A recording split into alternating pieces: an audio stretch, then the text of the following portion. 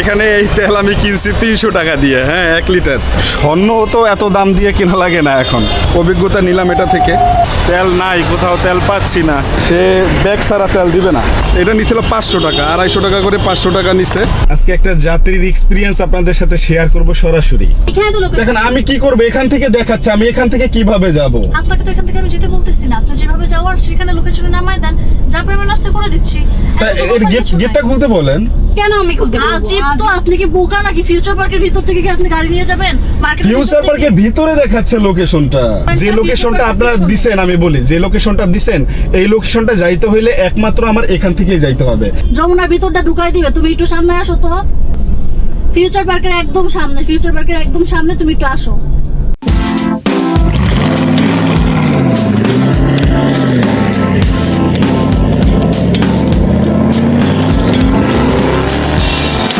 তো আজকে যে পরিস্থিতি, এই পরিস্থিতির মধ্যে আমি কখনো পড়ি নাই। আজকে আরেকটা গাড়ি থেকে আমার তেল নামাই নিতে হচ্ছে। এখানে এই তেল আমি কিনছি 300 টাকা দিয়ে, হ্যাঁ 1 লিটার। মানে ব্যাপার হয়েছে, আমার গাড়ি গত পরশুদিন আমি রেখে গেছিলাম গ্যারেজে। ওই গ্যারেজে রাখার কারণ হচ্ছে গ্যাসও নাই, তেলও নাই। ঠেললে উঠাইছি, এখন ঠেললে নামাইয়া এখন দেখি যে গ্যাস পাম্প বন্ধ, বলে যে গ্যাস দেবে না। তো এখন কথা বলতে বলতে একজনের কাছ থেকে 300 টাকায় কিনে ফেলাইলাম 1 লিটার তেল। তো এইটা এখন ইনস্টল করব গাড়ির ভিতরে, দেন তারপরে যাইতে হবে গ্যাস পাম্পে, তাছাড়া আর কোনো উপায় দেখতেছি না।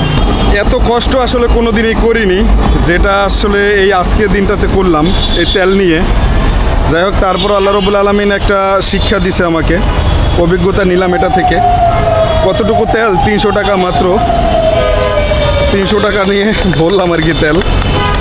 আল্লাহ ভরসা, এখন যদি এটা দিয়ে গ্যাস পাম্প পর্যন্ত যাইতে পারি তাহলে তো আরে এটা সারা দিয়ে দিলাম। যাই হোক, প্যারায় সব কিছু ভুলে যাই। অনেক প্যারা নিছি আজকে সারাটা দিন এই তেলের জন্য।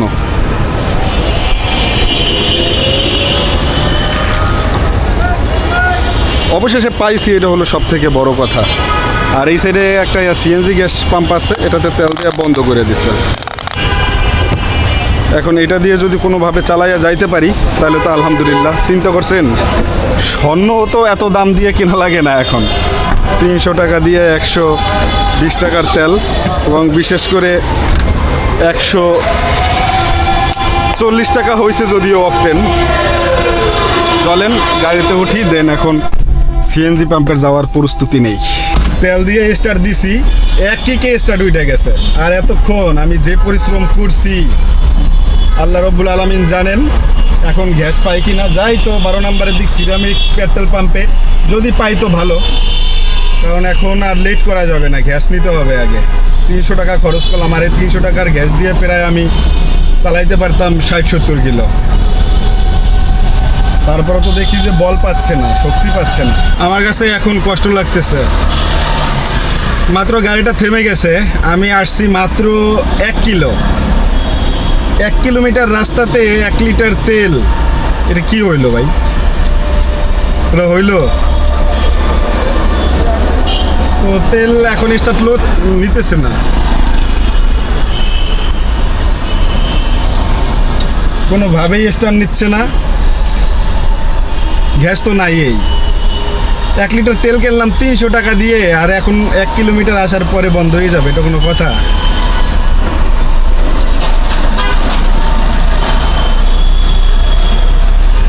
আমি আমার গ্যারেজ থেকে আসছি এইখানে, ওই পল্লবী মেট্রো রেল স্টেশন হচ্ছে ওই সামনে। পল্লবী মেট্রো রেল স্টেশন পর্যন্ত যাইতে পারি নাই, এখানে গেছে বন্ধ হয়ে। কি একটা অবস্থা বলেন, এই পরিস্থিতি যেন কেউ না পড়ে। স্টারই নিচ্ছে না, স্টার না নিলে যাবো কেমনে আমি? কে ঠেলে নিবে আমি তো বুঝতেছি না কিছু। যাই দেখি তেল পাওয়া যায় কি না, কিছু করার নাই।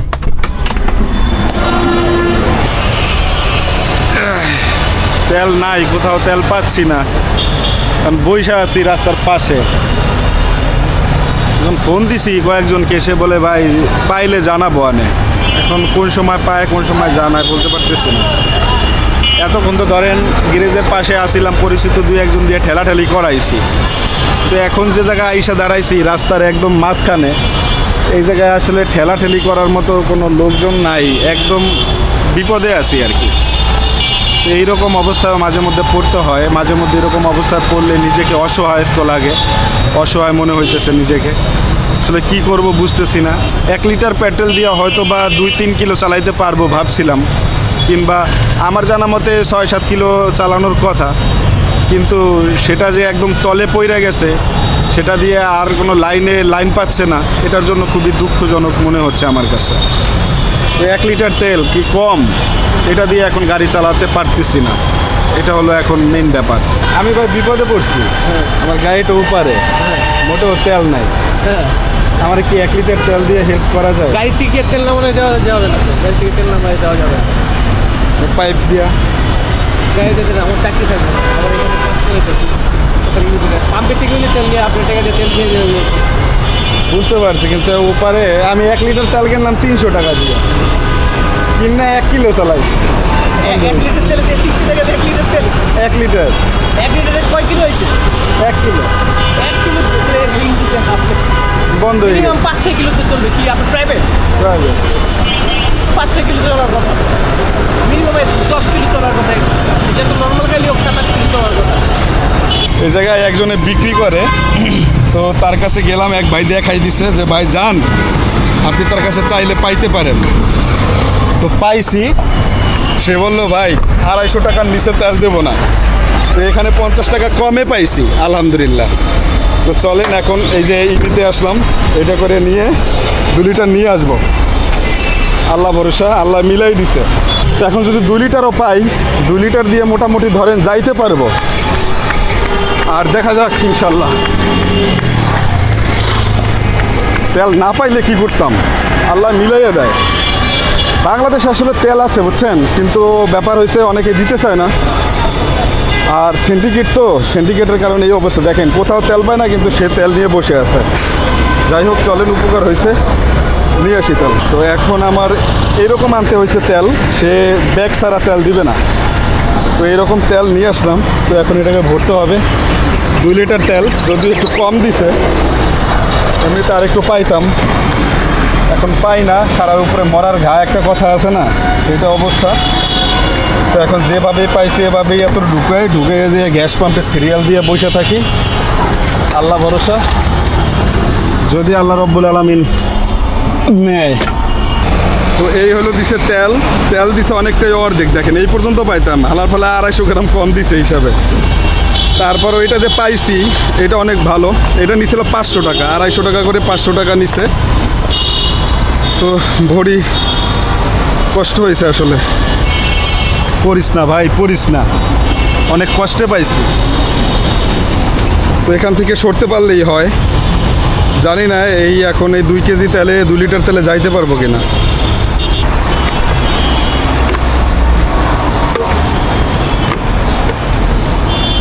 তো অবশেষে মিলল তেল, কিন্তু দ্বিগুণ টাকা দিয়ে মিলাইলাম আর কি। টাকা থাকলে একটা কথা আছে না, বাঘের চোখও মিলে। এইটা হলো তার বাস্তব প্রমাণ। দেখলেন টাকা আছে, তেল নাই দুনিয়াতে কোথাও, কিন্তু তেল কিন্তু মিলছে। আর যদি টাকা না থাকতো, এখানে বসে বসে শুধু কান্না করতাম, কিন্তু কোনোভাবেই তেল মিলানো সম্ভব হইতো না। স্টার্ট নিছে, এই যে আল্লাহ ভরসা, এখন গাড়ি চলতেও আছে। গাড়িতে চীনের তেল আর দালালটা চীনের টাকা, দেশটাকে পুরো বিক্রি করে দিচ্ছে, এরকম অবস্থা আর কি। ধরেন এই যে 250 টাকা দিয়ে তেল নিলাম, সে 100 টাকা করে বেশি নিল, বা 110 টাকা করে বেশি নিল, তাতে সে কী করবে? সে 110 টাকা করে কি এমন করবে চিন্তা করেন। যাই হোক, ব্যবসা তো অল্প অল্প করে বড় কিছু হয়। তো সে ব্যবসার উন্নতি করুক, বাংলাদেশকে আরও সামনের দিকে এগিয়ে নিয়ে যাক, এই হলো দোয়া তার জন্য। তো চলেন আগে গ্যাস পাম্পে গিয়ে সিরিয়াল দেই। এসি সারি নাই, ঘামাইয়া অস্থির অবস্থা, কারণ এসি সারলে কিনা আবার বন্ধ হয়ে যায়, জানি না। তো মোট 3 লিটার তেল কিনলাম কয় টাকা দিয়ে, সেটা যদি হিসেব করি তাহলে 500 আর 300, 800 টাকা দিয়ে কিনলাম 3 লিটার তেল, যেখানে প্রায় 5 লিটার প্লাস তেল পেয়ে যেতাম আমি পাম্পে গেলে। যাই হোক, চলেন আগে গ্যাস লাইনে সিরিয়ালটা দেই। এখন যদি বলেন এত টাকার তেল দিয়ে আমি কেন এত জ্যামে বসে থাকবো এই অটোরিকশার পিছনে, এইটার আসলে সমাধান কি? দেখেন, তেল কিনলাম 3 লিটার 800 টাকা খরচ করে, সেখানে এই অটোরিকশার পিছনে আমার বসে বসে তেল পোড়াইতে হচ্ছে। আমি রাস্তা ফাঁকা থাকার পরেও যাইতে পারতেছি না। এই হলো বর্তমান বাংলাদেশের অবস্থা। এর বিরুদ্ধে কোনো স্টেপ এখন পর্যন্ত নেওয়া হয়নি। আমাদের সরকার কবে নেবে আমরা জানি না। তো তারপরেও যাই হোক, আসতে পারছি। ওই যে সিরামিক পেট্রোল পাম্প, এই যে ধাক্কা মারতেছে, জানি না এই 3 লিটার তেল ভরার পরেও বন্ধ হয়ে যাবে কিনা, আল্লাহ ভরসা। এই তেলের সংকটে আর কিছু টের পাই বা না পাই, তেলের সংকটের টের আমি পাইছি এই আজকে। আমার পুরোটা ঘামাই গেছে। তো যাই হোক, আলহামদুলিল্লাহ, তারপরেও গ্যাস পাম্পে আসতে পারছি। এখন গ্যাস নিতে পারবো, এটা ভেবে ভাল লাগতেছে। তো আজকে অনেক খরচ হয়ে গেল। ধরেন এখন যদি 500 বা 600 টাকার গ্যাস পাই, তাইলে তো আজকে অনেক খরচ হয়ে গেল। ইনকামের থেকে খরচটা বেশি হয়ে গেল। 800 টাকার তেল ভরছি আমি। এখন বাজে হচ্ছে কয়টা জানেন? ঘড়িতে উলাট পালাট দেখায় না, আমার মাথা ঠিক নাই, বুঝলাম না কাহিনি। ঘড়িতে দেখায় 5:42, কিন্তু আসলেই কয়টা বাজে সেইটা দেখতে হবে। আসলে বাজে 11:58, 12টা বাজে। যাই হোক, ঘড়ি ঠিক করতে হবে আর কি। তো পরিস্থিতি হচ্ছে এটা, একটু এসি ছাড়লাম আর কি, ঠান্ডা হয়ে নেই, আগে গরম হয়ে গেছি। দেশের পরিস্থিতি গরম, আমিও গরম, আমার গাড়িও গরম। অনেক দিন ধরে ঠান্ডা হইতে পারি না, প্রায় 2 দিন ধরে। তো যাই হোক, আজকে এখন গাড়িটা রেখে নেই। আজকে খরচটা হয়ে গেছে অনেক বেশি, 800 আর 300, 1100 আর 35, 1135 টাকা হচ্ছে খরচ। তো তারপরেও ভিউয়ার্স, আজকে সারাদিনের ইনকাম আপনাদের সাথে শেয়ার করতে চলেছি এবং বিশেষ অভিজ্ঞতাগুলো এই ভিডিওর মধ্যে পেয়ে যাবেন। তো চলেন শুরু করি আজকের ভিডিও এখান থেকেই। একটা ট্রিপ পাইছি মহাখালী ডিওসেস থেকে, যাবে হচ্ছে যমুনা ফিউচার পার্কে। তো ভাড়া দেখাইছে 327 টাকা। তো এখন তাকে রিসিভ করতে যাচ্ছি। আলহামদুলিল্লাহ, আজকের প্রথম ট্রিপ। তবে যে গ্যাস নিছি 110 প্রেসারে, এতে মনে হয় যে আমি 2 ট্রিপের বেশি মাপতে পারবো না। সর্বোচ্চ 3 ট্রিপ মেরে আবার গ্যাস ভরা লাগবে। এখন আর গ্যাস নিয়ে কোনো ধরনের কম্প্রোমাইজ চলবে না। গ্যাস ভরে দেন তারপরে রান করতে হবে। বিশাল এক জ্যামে পড়ছিলাম যমুনা ফিউচার পার্ক আসতে আসতে। যাই হোক, তারপরেও প্রায় আধা ঘন্টা জ্যামে ছিলাম। এই আধা ঘন্টা জ্যামে বৈশা আইসা হুলেছি সাইডা, বুঝেন। তো যাই হোক, 3 দাগ ছিল, এখন 2 দাগ কমছে, আর 1 দাগ আছে। আর এখন চলে আসছে আবার যমুনা ফিউচার পার্ক নামাই দিয়ে জাহাঙ্গীর গেট। তো এখানে আসছি ভাড়া দিছে 350 টাকার মতো। তো এই তো মোটামুটি আলহামদুলিল্লাহ। আর এখন আবার গ্যাস নিতে যাইতেছি মহাখালীতে। তো আরেকটা ট্রিপ পেয়েছি, সে যাবে হচ্ছে দারুসালাম। এখন এখান থেকে আমি পাইলাম না সিরিয়াল কোনোভাবেই তেল গ্যাস নেওয়ার জন্য। তো গ্যাস নিতে হবে গিয়ে আমার দারুসালামে, এর জন্য এই ট্রিপটা আমি ধরে রাখছি। তো এখন তাকে নিয়ে যাব দারুসালামে, দেন গ্যাস নিয়ে যদি পারি খাওয়া দাওয়া করে দেন তারপরে বের হব। দেখা যাক কি হয়, শেয়ার করবো আপনাদেরকে। চলেন, আগে তাদেরকে উঠাইতে হবে গাড়িতে। ওকে, ট্রিপটা কমপ্লিট করলাম। ট্রিপে ভাড়া আসছে 301 টাকা। 325 টাকা না, 35 টাকার গ্যাস ভরছিলাম, 35 টাকার গ্যাস ভরছিলাম। তো চলছে মাত্র 32 কিলোমিটার। তো এখন গ্যাস না নিয়ে কোথাও যাওয়া যাবে না। এখন গ্যাস নেওয়ার উদ্দেশ্যে বের হচ্ছি। গ্যাস নিয়ে তারপরে আবার খেতে যাব আমার বাসায় এখানেই। পুরুষদের জীবন এতটা কঠিন যেটা বোঝানো যাবে না। মাঝে মাঝে মনে হয় কি জানেন, মাঝে মাঝে মনে হয় এই সংসার, এই জীবন, এই সব কিছু ছেড়ে একদম বনবাসে চলে যাই। মানে রাস্তায় থাকি, রাস্তায় খাই, রাস্তায় ঘুমাই, সবকিছু এরকম মনে হয় মাঝে মধ্যে। এমনটা মনে হয়, মানে সবকিছুরই একটা লিমিট আছে। কিন্তু ছেলে মানুষের প্যারার কোনো লিমিট নাই। তাদের অনেক প্যারা জীবনে, এটা থাকবেই, চিরদিনই থাকবে। তারপরেও একটু স্বস্তি পাওয়ার আশায় সবাই কষ্ট করে। আজকে খরচ উঠানোটাই কঠিন হয়ে যাবে। আবার গ্যাস বললাম 325 টাকার। চলে আসলাম বাসার দিকে, এখন বের হচ্ছি। আল্লাহ ভরসা। কষ্ট হয় আসলে, জানেন, অনেক পরিশ্রম হয়, কিন্তু কিছু করার নেই আর কি। চলতে হবে, ইনকাম করতে হবে। আজকে একটু বেশি কষ্ট হয়েছে, খিদাও লাগছে। আপনাদের একটা নিউজ দেই, এটা আসলে গুড নিউজ নাকি ব্যাড নিউজ জানি না, তবে যারা গাড়ি চালাচ্ছেন তাদের জন্য হতে পারে এটা একটা ব্যাড নিউজ। এলপিজির দাম 18 টাকা বাড়িয়ে করা হয়েছিল 79 টাকা, তো এখন 79 টাকা থেকে আবার দাম বাড়িয়ে এলপিজির দাম করা হয়েছে 89 টাকা, আর অকটেনের দাম বাড়িয়ে করা হয়েছে 140 টাকা, পেট্রোলের দাম 135 টাকা। তো সিএনজির দাম আমি একটু আগেও দেখছি 43 টাকায় আছে, হয়তো বা দাম বাড়াইতে পারে। যে কার্যকলাপ দেখতেছি তাতে মনে হচ্ছে সিএনজির গ্যাসও বাড়াবে। তো এই পর্যায়ে আসলে আমাদের কি করণীয় জানি না। এলপিজির দাম কয়েকদিনের মাথায় 2 বার বাড়ছে। তো এটাই আজকের ছিল আপডেট। তো খাবার দাবার খেয়ে আসছি, এখন বের হয়েছি, কোনো ট্রিপ নাই, বসে আছি, দেখা যাক ইনশাল্লাহ। এখন বাজে হচ্ছে সন্ধ্যা 7:30, রাতেই বলা যায়। কেবল একটা ট্রিপ পাইছি, যাবে হচ্ছে বনানী।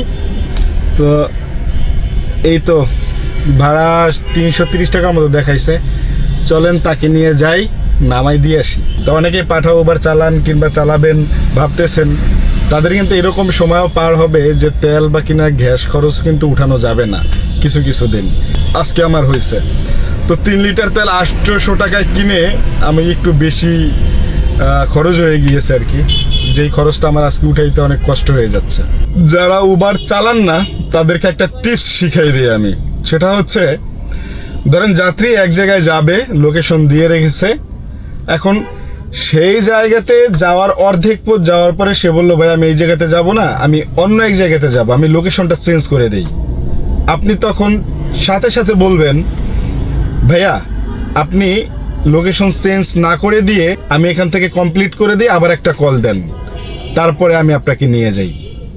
এটা বলার কারণটা কি জানেন? ধরেন আপনি যেখানে যাওয়া শুরু করছিলেন সেখানে ভাড়া আসছে 350 টাকা সাপোজ, তো লোকেশনটা যদি আপনি যেখানে আছেন এটার আশেপাশে হয় তাহলে ভাড়া ধরেন 350 জায়গায় 280 টাকা আসবে। কিন্তু আপনি কিন্তু অলরেডি অনেক দূর চলে গেছেন, এখন যদি আপনি আবার ব্যাগে ফিরে আসেন তাহলে কিন্তু আপনার সেম গাড়ি চালানো লাগতেছে, কিন্তু আপনার ভাড়া 350 টাকার জায়গায় 280 টাকা আসবে। তো এখন আপনি কি চাবেন যে আমি 350 টাকার সেম গাড়ি চালানোর পরে আমি 280 টাকা ইনকাম করি? এটা কাস্টমার কখনো বুঝতে চাইবে না, এটা বুঝেও না। ব্যাপারটা হলো এই। তো আমি একটা কাস্টমারকে নিয়ে আসছি যেখানে ভাড়া দেখাইছে মিনিমাম 380 টাকার মতো, তো সে যাইতো গুলশান পুলিশ প্লাজার দিকে, হঠাৎ করে তিতুমির কলেজের সামনে এসে বলে ভাই আমি 11 নাম্বার যাব বনানী। তো ঠিক আছে, আমি বললাম ভাইয়া আপনি যে লোকেশন চেঞ্জ করে দিলেন তাতে তো আমার লস হয়ে যাবে, বা বলছে সমস্যা নেই ভাই দেখা যাবে, বাড়াইটারাই দেবে বলছে মনে হয়।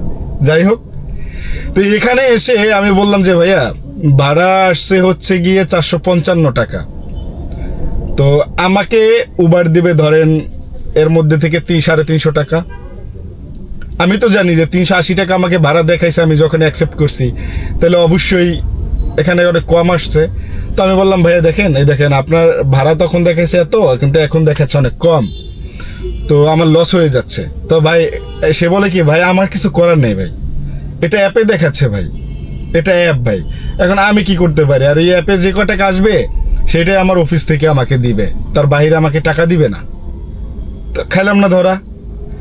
আর তখন যদি আমি বলতাম যে ভাই আপনি ক্যান্সেল করে দিয়ে আমি এটা কমপ্লিট করে দেই, যেহেতু স্টার্ট দিছি, কমপ্লিট করে দেওয়ার পরে আপনি আর একটা কল দিয়েন, তারপর আপনাকে নিয়ে যাই, তখন কিন্তু যাত্রী খেপে যাইতো।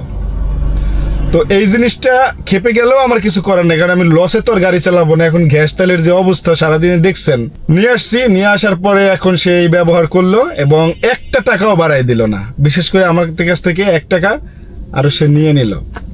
যাই হোক, ব্যাপার না, আল্লাহ যেটা কপালে লেগছে সেটাই হবে। তবে আপনাদের একটা টিপস দিয়ে দিলাম, লোকেশন চেঞ্জ করলে আগে ধরেন আগের যে সিস্টেম 6 মাস আগেও যে সিস্টেম ছিল উবার যেটা ছিল সেটা হচ্ছে বসে থাকলে ভাড়া আসতো এবং লোকেশন চেঞ্জ করে দিলে সেইটার উপরে আরেকটা চার্জ আসতো, তো মোটামুটি ভালো একটা ছিল। কিন্তু বর্তমানে উবার যেটা করছে আপডেট দিয়ে, আপনি জ্যামে বসে থাকবেন ঘন্টার পর ঘন্টা, তারপর আপনাকে 1 টাকা দিবে না।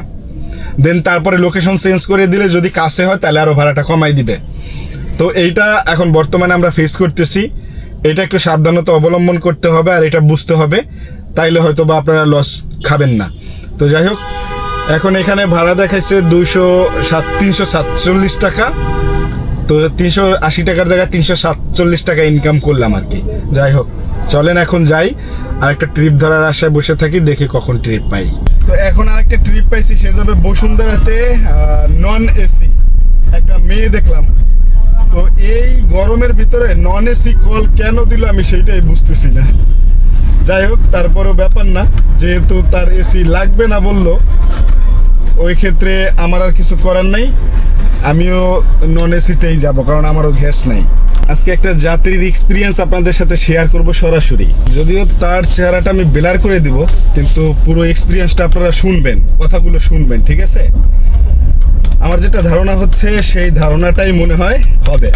দেখেন,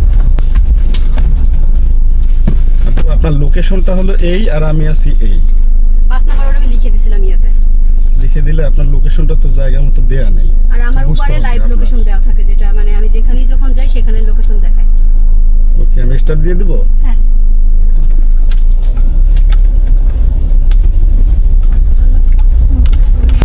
যে রাস্তায় কি জ্যাম আছে? দেখাচ্ছে না। এই টাইম অবশ্য জ্যাম থাকে।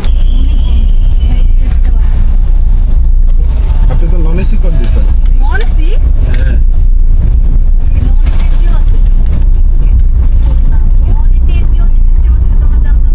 আপনি নন এসিতে কল দিচ্ছেন।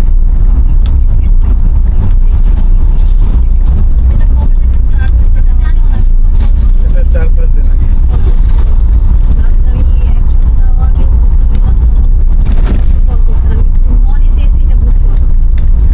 ওখানে লেখাই আছে non AC, Uber X non AC, Uber X XL, Uber premium. Start করেছেন, যেটা হ্যাঁ। পেমেন্ট আসবে সেটাই দেবো, সেটা 500 টাকা আসুক 600 টাকা করে। এখান থেকে যদি আপনাকে আমি 2 কিলোমিটার 2 ঘন্টাও ঘুরাই, তাইলে উবারে 1 টাকা বাড়াবেন। উবার এখন আপডেট করছে এইটা। ভিতরে হোক, এখানে গেট আপনার কাছে দেখার বিষয় আমি কালকে আসলে লোকেশনের জায়গায় তো আচ্ছা, পাইবো। সেটাই, আমি আপনাকে শুধু শুধু ঘুরাবো না, আর আমার গ্যাস নাই, শুধু শুধু আপনাকে নিয়ে যেতে পারবো না আমি। আপনি ভিতরে না নিলে আমি আপনাকে পেমেন্ট কিভাবে করব? আমি কিভাবে বলবো? আপনার লোকেশন তো এখানে দেয়, আমি ভিতরে এইখানে যাবো দেওয়া কিন্তু কিভাবে? ওইখানে তো এইখানে দেওয়া যায় না, ওইখানে দেওয়া আমাদের। আপনি জানেন আমার তো সমস্যা নাই। আপনার সমস্যা নেই, কিন্তু আমার সমস্যা আছে, আমার তো গাড়ি বন্ধ হয়ে এটাই যাবে। হলো কথা, আপনার গ্যাস নাই। আপনি বলবেন না আগে? আমার গ্যাস নাই না সেটা না, আপনি দেখেন আপনি লোকেশনটা আপনারা তো করে দিছেন। এই রাস্তার মধ্যে লোকেশন দেওয়া না, আপনি এক্সাক্ট লোকেশন কিভাবে নেবেন সেটা তো আমাদের দেখার বিষয় না, বুঝেন নাই? এটাই তো। এখানে তো লোকেশন। দেখেন আমি কি করব, এখান থেকে দেখাচ্ছে, আমি এখান থেকে কিভাবে যাব? আপনাকে তো এখান থেকে আমি যেতে বলতেছি না, আপনি যেভাবে যাওয়ার সেখানে লোকেশনে নামায় দেন, যা পেমেন্ট আসছে করে দিচ্ছি। তা এত তো এর কথা কিছু নাই। গেটটা খুলতে বলেন। কেন আমি খুলতে বলবো? আজিব তো, আপনি কি বোকা নাকি? ফিউচার পার্কের ভিতর থেকে কি আপনি গাড়ি নিয়ে যাবেন? মার্কেটের ফিউচার পার্কের ভিতরে দেখাচ্ছে লোকেশনটা। ভাই, ফিউচার পার্কের ভাই পিছনে। আপনি দেখেন, এই যে এখন যে লোকেশনটা দেখাচ্ছে, এই দেখেন এখন দেখাচ্ছে চায়েরও পাশ ঘুরিয়ে, তারপরে দেখাচ্ছে, এই দেখেন এখানে কত কিলোমিটার দেখায়, 5 কিলোমিটার ঘুরে আমাকে 5 দেখাচ্ছে। কিলোমিটার ঘোরার কোনো এইটা হলো আপনার মেইন রোড, আর এইটা হচ্ছে যমুনা ফিউচার পার্কের এরিয়া। ভাই, আপনি ফিউচার পার্কের পিছনে যে দাঁড়াবেন, এটা ফিউচার পার্কের পিছনে। কোনটা ফিউচার পার্কের পিছনে? রেস্টুরেন্টটা যে future লোকেশনটা park এর আপনারা পিছনে। দিছেন, আমি বলি যে লোকেশনটা দিছেন, এই লোকেশনটা যাইতে হইলে একমাত্র আমার এখান থেকেই যাইতে হবে, এর জন্য আমরা বারবার এখানে এখান থেকে চুপ দেখাচ্ছে। থাক। আপনি লোকেশন চিনেন না? হ্যাঁ, আপনাকে বলেছি কি? আপনি এত কথা বলার তো কিছু নাই। না আপনি ফার্স্টও বলেছেন, আপনি আমি কেন আপনাকে কথা কিছু বলতেছেন? বলিনি। আপনি কেন বুঝতেছেন না? আপনি কেন বুঝতেছেন না? আপনার নিয়ে যাওয়ার কথা আপনি নিয়ে যাবেন, আপনি তোর বাচ্চা আমি নিয়ে যাব কিভাবে? দেখাচ্ছে এখান থেকে যাইতে হবে। ঢুকেন। এখানে আমি এখানে কিভাবে দেখাচ্ছি? এখন 5 কিলোমিটার ঘুরে যাব, এটা পুরোটা আবার ঘুরে আবার এখান থেকে আমাকে ঢুকতে বলতেছে। আপনার কেন ঘুরতে হবে? আচ্ছা আপু, আপনি কি বুঝেন না? আপনি বুঝতেছেন না? আপনি দেখেন, এখানে দেখেন, আমার বোঝা আপনার দরকার লোকেশনটা নেই। দেখ, তাহলে আমি কি করব? আপনার লোকেশনে যে আমি আপনি নিয়ে যাব, এখান থেকে ঢুকবেন, কিভাবে ডানে নিয়ে যাব? ঢুকবেন। আপনি এখান থেকে সোজা গিয়ে ডানে ঢুকবেন, হ্যাঁ। ডানে হচ্ছে রেস্টুরেন্ট, তাই এটার পিছনে যদি দেখায় তাহলে তো পিছনে লোকেশন দেখাবে, তাই না? আপনি তো এর মাঝখান থেকে ঢুকে যেতে পারবেন না। এখন আপনি কোন জায়গায় লোকেশন দিচ্ছেন সেটা আপনি ভালো জানেন, আপনি কিন্তু যান, আপনার আমার location লোকেশন অনুযায়ী দেখাচ্ছে দেখাবে। এইখান দিয়ে সামনের দিকে, হ্যাঁ, তো ওই যে যান, আপনি ভিতরের কিভাবে দিকে। যাবেন? যান, সমস্যা নাই তো, যান। আমার সমস্যা নেই, আপনি যান। তো এখান থেকে আমি কিভাবে যাব? এক্স্যাক্টলি আপনি যমুনা ফিউচার পার্কের ভিতরে কেন লোকেশন কি দিচ্ছেন? লোকেশন? আপনি দেখেন লেখা আছে দেখেন, রেস্টুরেন্ট। এই যে কোথায় দেখেন, যমুনা ফিউচার পার্কের ভিতরে এই যে দেখেন? দেখেন, কোথায় যমুনা ফিউচার পার্ক লেখা এখানে? এই যে হ্যাঁ, কোথায় লেখা দেখেন? লেখা কোথায়? এখান থেকে আমি হলো মেইন রোডে, আমার লোকেশনটা এখানে ভিতর দিয়ে দেখাচ্ছে। আপনি ওই রোডে যাবেন না? কোন রোডে? আপনি কি ভিতরে রোডে যাবেন না? ভিতরে রোডে কেন যাব আমি? তো আপনাকে লোকেশন কেন দেওয়া হয়েছে? আমাকে লোকেশন দেখাচ্ছে না তো ওখান থেকে। লোকেশনে যান, আমার তো সমস্যা নাই, আমি তো বলতেছি আমার সমস্যা নেই। ওয়েস্ট অফ টাইম আমার আপনি টাইম। কেন বোঝেন না? আমার লোকেশনটা তো দেখাচ্ছে না ওইখান দিয়ে, আমার লোকেশন দেখাচ্ছে এখান থেকে একটু সামনের দিকে। আমি কেন ওদিক দিয়ে যাব? করতেছেন না ভাই এটা? না আপনি কেন অতিরিক্ত, আপনি আপনি বুঝেন না? প্রথমত আপনার যে লোকেশনটা আপনি দিছেন, আপনি অতিরিক্ত করতেছেন কি না? আপনার বাসার লোকেশনটা যেটা দিছেন, আপনাকে দেখাইছি যে লোকেশনটা আপনি কোন জায়গায় দিছেন আর আপনি আছেন কোন জায়গায়। লোকেশনে দেওয়া আছে, লাইভ লোকেশন। আমি কথা বলতেছি রিপোর্ট। না আপনি দেখছেন? আপনাকে লাইনে বলা হয়েছে যে 5 নাম্বার রোড 10 নাম্বার হাউস, হ্যাঁ। একবার না দুইবার বলা হয়েছে। হ্যাঁ। আপনাকে নিচে আসার পরও আপনি বলছেন কি নিচে আসেন, আসার পর আপনাকে ফোনে সেম কথা আপনি বলা কে? হয়েছে। আপনি যাত্রী না? আমি জানি। আমি কে? আমি একজন ড্রাইভার না? ড্রাইভার।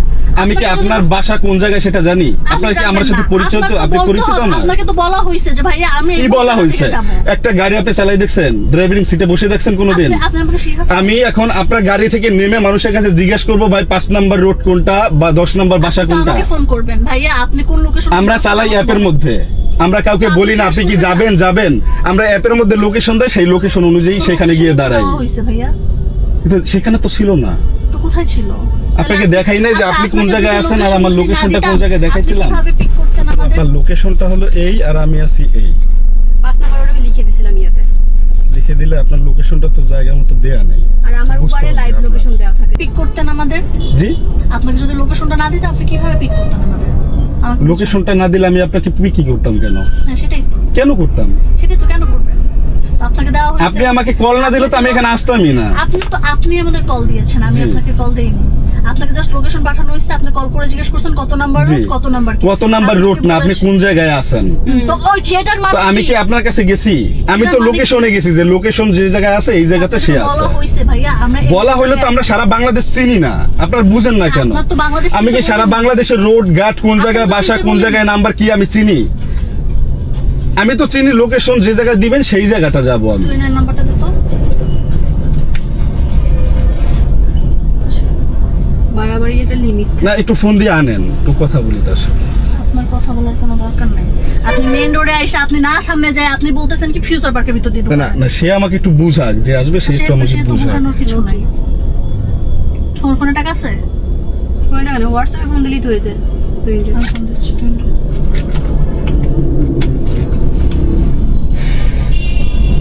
আমরা নতুন গাড়িতে উঠছি তো।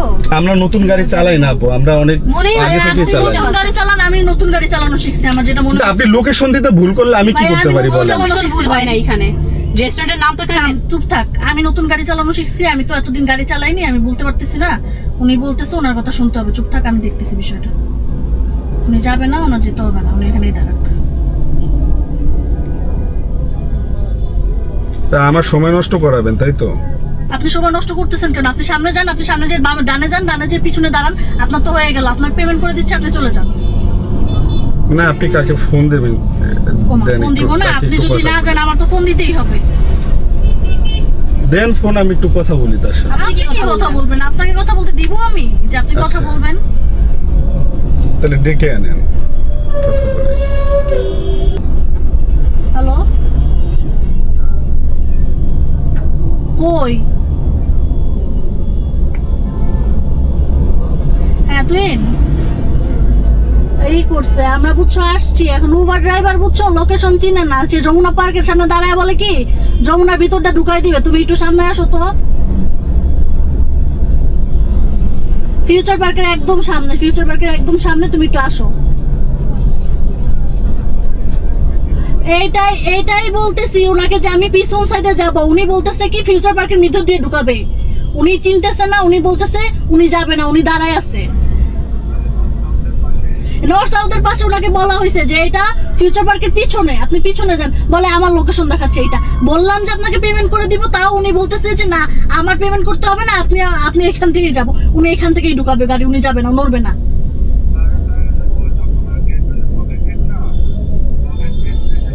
পকেট গেট তো বন্ধ, পকেট গেট তো বন্ধ। কয়টা বাজে? ফিউচারের সামনে, মধ্যে কেন যাব ভাই? এটা আজীব তো। মধ্যে কেন যাব? হ্যাঁ মেন রোড দাঁড়ায় আছি। আরে বাবা সে তো যাবে না বলতেছি, সে তো যাবে না, সে নড়বে না, আমি তো চিনি নাকি। আমি তো বললাম যে সামনে দিয়ে যাওয়ার জন্য।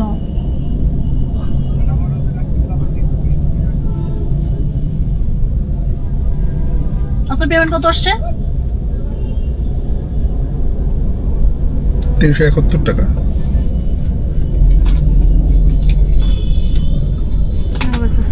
বুঝছি, নেন।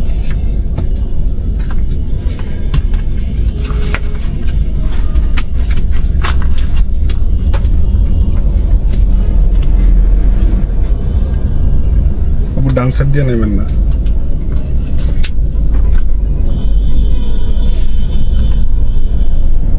$10 খুচরা আছে? না, খুচরা নেই।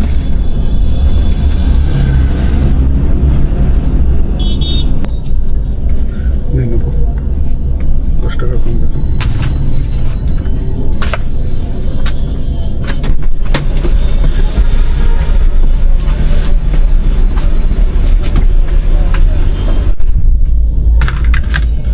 তো এখন সে নেমে গেছে, মানে আমি বললাম না এটা নিয়ে একটা ঝামেলা হবে, এটা নিয়ে একটা ঝামেলা হবে।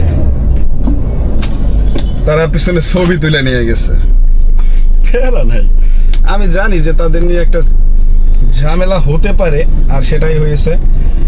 এখন ধরেন বিষয়টা হয়েছে কি, তারা যেটা করলো, প্রথমত আমার যে লোকেশনটা সে আমাকে দিছে, সেই লোকেশনটাতে ধরেন সে ছিল না। তো না থাকাতে আমি সেখানে গেছি এবং ফোন দিছি, সে আমার উপরে ঝাড়ি, আরে ভাই আপনার বললাম 5 নম্বর রোড 10 নম্বর হাউস, আপনি কেন ওইখানে এখনো? হ্যাঁ, মানে আমি অবাক যে বুঝলাম না কাহিনী। সম্মানের সাথে কথা বলবে, তাই না? তো বললাম যে আপু আপনি কোন জায়গায় আছেন? তা আরেকজনের কাছে জিজ্ঞেস করলাম, সে বললো যে ভাই এদিক দিয়ে যায়। পরে আমি তার ওইখানে গেলাম। তো আমি আপনাদের কাছে বললাম আজকে দেখেন একটা যে কোনো একটা কাহিনী ঘটবে। এটা বলার কাহিনী হচ্ছে, সে নন এসিতে কল দিছে। তো নন এসিতে যে কল দিছে আমি বুঝতে পারছি, সে বুঝে দেখ না বুঝে দেখ নন এসিতে কল দিছে। তো সে এসি ছাড়তে বলবে। ভাই একটু অশিক্ষিত আর কি, যদিও চেহারা সুন্দর হলে তো সব কিছু হয় না, একটু অশিক্ষিত। সে নাকি সেটা জানেই না নন এসি আছে। তো নন এসিতে কল দেওয়ার পরে আমাকে বলে ভাই গরম কেন, এসিটা বাড়াইয়ে দেন, যেটা শুনছেন। পরবর্তীতে আমি বললাম যে আপনি তো নন এসিতে কল দিচ্ছেন। তো যাই হোক, 5-10 মিনিট যাওয়ার পরে বলে ভাই যে এসিটা দিয়ে দেন, এসি দিলে তো মনে হয় পেমেন্ট করা লাগবে না। আমি বললাম হ্যাঁ, এসি দিলে আপনি 100 টাকা বাড়াই দিলেই হবে। মানে নন এসি আর উবার এক্সে এসি, তো এই দুইটার মধ্যে পার্থক্য হচ্ছে ধরেন 80-90 কিংবা 100 টাকার পার্থক্য হয়। এটা হচ্ছে রোড অনুপাতে আর কি। তো যেটা হলো সেটা হচ্ছে, পরে আমি এসি ছাড়লাম, কিন্তু এসি ছাড়ার পরে আমার গ্যাস একদম লাল দাগে চলে আসে। দেখছেন একটা লাল দাগ জ্বলে, ওই যে একটা বাতি জ্বলে। তো এখন আমি আছি ধরেন বিপদে, আমি ধরেন এক কথায় আছি বিপদে। এখন এই বিপদে থাকা অবস্থায় তাদেরকে স্যাক্রিফাইস কে মনে করি দেখেন। পরে এখানে আসলো, এখানে আসার পরে আমাকে বলে ভাই আপনি কি করেন, আপনি ভিতরে নিয়ে যান। লোকেশন দেওয়া হচ্ছে যমুনা ফিউচার পার্কের সামনে, গেটের সামনে। তো একটু গেটের দিয়ে একটু ভিতরে। তো এখন সে বলতেছে আমাদের যমুনা ফিউচার পার্ক পিছনে যাইতে হবে। আরে ভাই যমুনা ফিউচার পার্কের পিছনে ঘুরে যেতে হবে আমার 2-3 কিলোমিটার। তো আমার গাড়িতে নাই গ্যাস, তো আমি এখন স্যাক্রিফাইস কেন করব? আর আগে খাইছি আমি জারি তার, তো আমি তো এখন স্যাক্রিফাইস করার মতো লোক না। সুতরাং যাই হোক, করতে পারতাম যদি আমার গ্যাস থাকতো, তাহলে আমি আর কিপটামি করতাম না। তো তারপরেও আমি কেন যাবো, আমার রাইট নেই। আপনি লোকেশনটা ওইখানে দিচ্ছেন, আমি এইখানেই নামাবো। এখান থেকে আমার এতটুকু জায়গা থেকে আমি ঘুরে কেন যাব? যদিও উবার বা পাঠাওতে এটা রাইড আছে যে আপনি ঘুরে যেতে পারবেন বা ঘুরে যাওয়া উচিত আপনার, ঠিক আছে। কিন্তু এখন ব্যাপার হচ্ছে সে আমার সাথে ভালো ভদ্র ব্যবহার করে নাই। যদি আমি না যাই তাইলে এইটা কারো রাইট নেই। ড্রাইভার যদি না যায় তাহলে কারো রাইট নেই যে যাওয়া বেশি। কারণ হচ্ছে এখানে আমার সাথে ভালো ব্যবহার করে না প্রথমত, দ্বিতীয়ত আমার গ্যাস নাই। তো এই গ্যাস নাই এইটা তারা বুঝে না, এটা অনেকবার বলছি কিন্তু বুঝে নাই। সে সেটা কোনো নোটিসই করে না। আর দ্বিতীয়ত হচ্ছে ধরেন আজকের তো কাহিনী দেখছেন, কত টাকা দিয়ে আমি তেল কিনছি, কত কষ্ট করছি। এখন যদি গাড়ি বন্ধ হয়ে যায় তাহলে আর এক বিপদ না? তো এর জন্য স্যাক্রিফাইস করতে পারলাম না। যাই হোক, তো পরবর্তীতে তারা একজনকে ফোন দিছে, ওই যে শুনলেন, ফোন দিয়ে সে বললো তোমরা হাইটে আসো। সে মনে করছে তারে আইন না একটা বকা জকা করাবে, ঠিক আছে, আমারে মারবে, এই সেই কত কি। আমি কিছু ডাক দেন, কথা বলি, দেখা যাক। তো পরবর্তীতে তারা মানে কি একটা অবস্থা, ঠিক আছে। পরবর্তীতে তারা ভাড়া দিছে, ভাড়া দেওয়ার পরে পিছনে গিয়ে একটা ছবি তুলে দেন, তারপরে গেল গিয়া। তো এখন টোটাল বিষয়টা হচ্ছে, যদি আমি ভালো ব্যবহার পাইতাম তাহলে তাকে স্যাক্রিফাইস করতাম প্রথমত।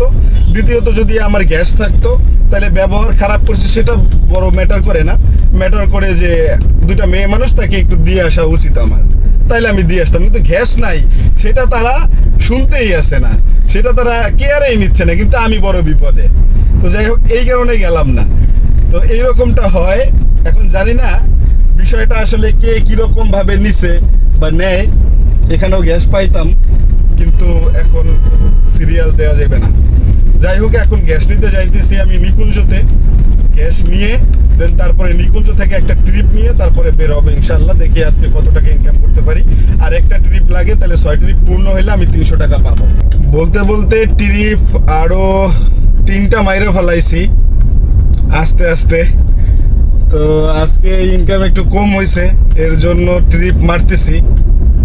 যদিও ট্রিপ না মাইরে উপায় নেই, কারণ হাজিরাটা তো উঠাইতে হবে। এখন বাজে রাত্র 12:30।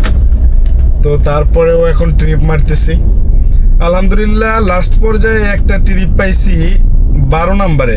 তো আমি যেহেতু 11 নম্বরে যাব, তো একদম পারফেক্ট ট্রিপ। তো এটা নিয়ে বাসায় ঢুকবো ইনশাল্লাহ। তো এর মধ্যে গ্যাস ঢুকাইছিলাম 280 টাকার। তো আল্লাহ ভরসা, একটু রাত্র বেশি হলেও ইনকাম মোটামুটি হয়েছে ভালোই।